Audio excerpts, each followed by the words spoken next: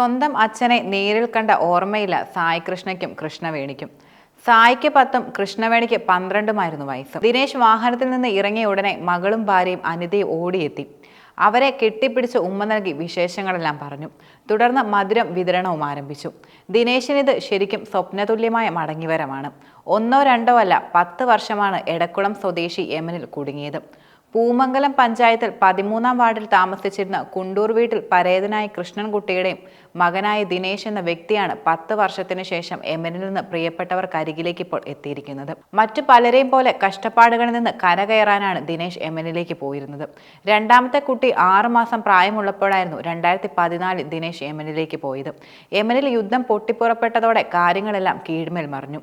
സ്പോൺസറുടെ കയ്യിൽ ദിനേശിന്റെ പാസ്പോർട്ട് അകപ്പെടുകയും ചെയ്തു. തുടർന്ന് നാട്ടിലേക്ക് മടങ്ങാൻ പറ്റിയില്ല. സാമ്പത്തിക പ്രയാസങ്ങൾ കാരണം നാട്ടിലെ വീട് കടക്കണിയിലായി. യുദ്ധം തുടങ്ങിയതോടെ തൊഴിലും താമസവുമെല്ലാം അദ്ദേഹത്തിന് നഷ്ടമായി. വീട്ടുകാരുമായി യാതൊരു വിധത്തിലും ബന്ധപ്പെടാൻ കഴിയാത്ത സാഹചര്യമായി മാറി. 2014 ഓഗസ്റ്റിൽ ജോലി തേടി യമനിലെത്തിയ ദിനേശ് യുദ്ധത്തെ തുടർന്ന് ഹൂതികളുടെ നിയന്ത്രണത്തിലുള്ള മേഖലയിലായിരുന്നു അകപ്പെട്ടത്.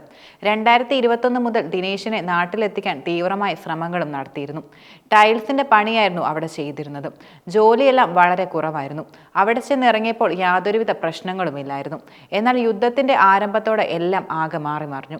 ചെന്ന് 8 മാസം കഴിഞ്ഞപ്പോൾ കാര്യങ്ങൾ കൂടുതൽ വഷളായി മാറി. ആഭ്യന്തര പ്രശ്നങ്ങളുള്ള നാടുകൂടിയാണിത്. എന്നാൽ ഈ പ്രശ്നങ്ങളൊന്നും തന്നെ വിദേശികളെ കാര്യമായി ബാധിക്കാറില്ല. ആ ധൈര്യത്തിലാണ് കുറെ മലയാളികൾ അവിടെ നിന്നതും. ഇന്ത്യക്കാരെ ഒരുപാട് ബഹുമാനിക്കുന്ന രാജ്യം കൂടിയാണിത്. ജോലി ഇല്ലായ്മ കൊണ്ടായിരുന്നു പ്രശ്നങ്ങളെല്ലാം ആദ്യം തുടങ്ങിയത്. പിന്നീട് അവിടുത്തെ ആളുകൾ പരിചയപ്പെടുകയായിരുന്നു. നാട്ടിൽ ദിവസക്കൂലിക്ക് പണിക്ക് പോകുന്ന രീതിയിൽ പണിയെടുക്കുകയും ചെയ്തു. അത്യാവശ്യം ചെലവിനുള്ള പണം നേടി. നാട്ടിലേക്ക് അയക്കാൻ മാത്രം പണമൊന്നുമില്ലായിരുന്നു. ഭാര്യ ജോലിക്ക് പോകുന്നത് കൊണ്ട് വീട്ടിലെ കാര്യങ്ങളെല്ലാം നടന്നു പോയത്. തുടക്കത്തിൽ സ്ഥിരമായി വീട്ടിലേക്ക് വിളിക്കുമായിരുന്നു. തുടർന്ന് പതിയെ പതിയെ അതും കുറവായി തുടങ്ങി. നാട്ടിലേക്ക് എന്ന് വരുമെന്ന് ചോദിച്ചാൽ അതിന് പറയാൻ മറുപടിയില്ല. ഈ കാരണം കൊണ്ടാണ് വിളി പോലും ഒഴിവാക്കിയതെന്നും അദ്ദേഹം തുറന്നു പറഞ്ഞു. നാട്ടിലെ കാര്യം മോശമായതോടെ കുടുംബം താമസിച്ചിരുന്ന വീട് നഷ്ടമാവുകയും ചെയ്തു. കഴിഞ്ഞ വർഷം ഓഗസ്റ്റ് മുതൽ പ്രധാനമന്ത്രിയുടെ ഓഫീസുമായി ഇന്ത്യൻ എംബസിയുമായി ബന്ധപ്പെട്ട് ദിനേശിനെ നാട്ടിലെത്തിക്കാനുള്ള പ്രവർത്തനങ്ങൾ ആരംഭിക്കുകയും ചെയ്തു. ഒപ്പം വലിയ തുക വിടുതൽ പ്രവർത്തനങ്ങൾക്കായി യമനിലേക്ക് അയച്ചു നൽകിയിരുന്നു. വേൾഡ് മലയാളി ഫെഡറേഷന്റെ പ്രവർത്തകനായ സാമുവൽ ജെറോം, ഷിജു ജോസഫ് എന്നിവർ മുഖേന ദിനേശിന് നാട്ടിലെത്താനുള്ള യമനിലെ നടപടിക്രമങ്ങൾ പൂർത്തീകരിക്കുകയും ചെയ്തു. കഷ്ടപ്പാടുകൾക്കൊടുവിൽ നാട്ടിൽ തിരികെ എത്താൻ കഴിഞ്ഞതിൽ സന്തോഷമെന്നായിരുന്നു ദിനേശ് നടത്തിയ ആദ്യ പ്രതികരണം. തനിക്ക് വേണ്ടി പോരാടിയ മനുഷ്യാവകാശ പ്രവർത്തകനായ സാമുവൽ ജെറോമിനും സിജു ജോസഫിനും ദിനേശ് നന്ദി അറിയിക്കുകയും ചെയ്തു. ഒരു ഘട്ടത്തിൽ നാട്ടിലെത്താറാകുമെന്ന പ്രതീക്ഷ പോലും നഷ്ടപ്പെട്ടിരുന്നുവെന്നും സഹായിച്ച എല്ലാവർക്കും നന്ദിയെന്നും അദ്ദേഹം വെളിപ്പെടുത്തി.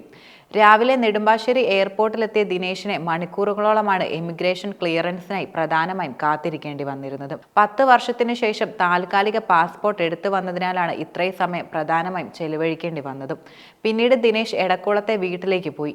സുഹൃത്തുക്കളും ബന്ധുക്കളും എല്ലാം തന്നെ ദിനേശിനെ സ്വീകരിക്കാനായി കാത്തു നിൽക്കുകയായിരുന്നു. ബാങ്കിൽ ജപ്തി കാത്തു കിടക്കുന്ന ദിനേശിന്റെ വീട് തകർന്ന് നാമാവശേഷമായ അവസ്ഥയിലായിരുന്നു ദിനേശ് വന്നപ്പോൾ. തകർന്ന വീടിന്റെ ഓരോ കോണിലും ദിനേശ് ചെന്ന് കാണുകയും ചെയ്തു.